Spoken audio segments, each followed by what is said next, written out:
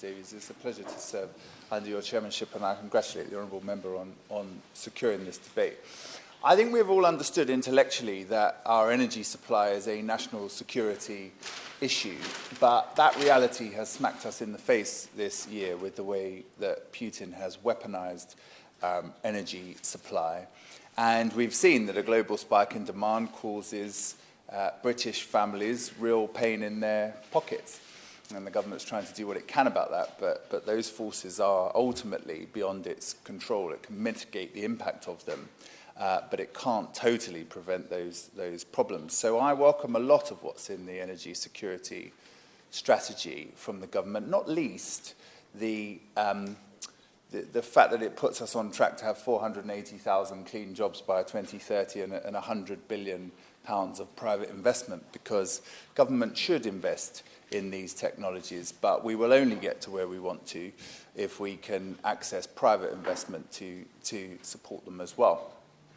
Now, we have been world-leading when it comes to the elimination of coal. I very much welcome the government's ambition to have 25% of our electricity capacity come from offshore wind and to trial onshore wind as long as there is local support from it. I look forward to seeing how much local support there is for it, knowing how many complaints I get about other planning issues. But if the support is there, I think that's absolutely the right thing for us to be doing. And I have lots and lots of correspondence from constituents about solar panels. So some people have already got them up, some people would like to see many more of them up. And again, I welcome what the government is doing there to make it easier for people to put these on top of their houses and to put them on top of buildings as well. Hydrogen is something which I know I have a number of colleagues who are great champions of hydrogen, and it's going to be very important to their local community, economies. Not so much me, but again, I very much welcome the fact that we'll be developing new systems for transporting and storing hydrogen, because certainly many people think that has a huge part to play in our energy security. But we know a lot of our problems comes from energy efficiency, both of homes and of buildings. I've been campaigning to try and get new homes to be built to the latest environmental standard that government sets, rather than the one that existed at the time that planning permission was granted, which is often 5 or 6 years earlier, and means that house builders are able to get away with putting in things they know have got to be retrofitted in just a few years' time. I think once a certain time has elapsed after planning permission, you should have to build it to whatever the latest standard is that the government has set.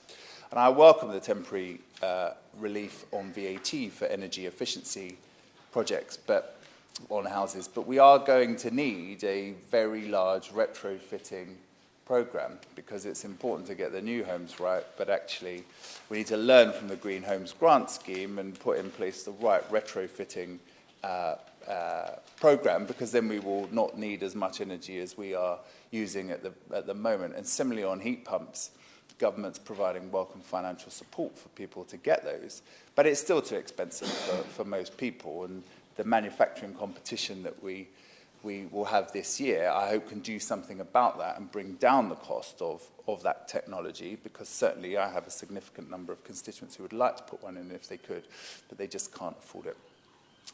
But it would be remiss of me, as the lead sponsor for the local electricity bill, which has already been touched on and I'm sure will be touched on by other members, and which now has over 300 MPs in support of it, not just to touch on that briefly before I close, because we haven't really done enough in this country to support community energy projects. Hugely popular where I am, and I'm sure in a lot of other places, but most small-scale generators of community energy are still faced with 500-plus page license agreements and set-up costs of between £250,000 and £1 million.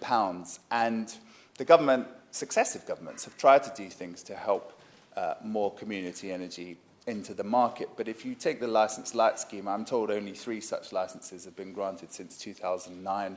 None of them have got to operation yet. None of them have involved community energy. So I've been working with Steve Shaw and Powerful People to try and get to a position where we can help more community energy to be generated. And I know the Minister believes in the potential of this, and we've been working with his officials on this, because essentially the system's too complex, too time-consuming at the moment. And we need to find a way to get people a clearer route to market, to give them greater certainty over the price, the revenue, the contract length. And we probably need a system that enables them to team up with an existing supplier so that they can take advantage of that supplier's metering and compliance capabilities, which the smaller scale generators will be unable to do. Because, Mr. Davies, in closing, people disagree about whether we should have nuclear or not, and they disagree over whether we should have fracking or not, and they disagree over whether we should have new oil drilling or not. They argue about which is the best form of renewable energy to put most money into. But they don't tend to disagree over community energy and thinking it's a good thing. And the more that we can do to help that, I think it could be an important part of our energy security strategy.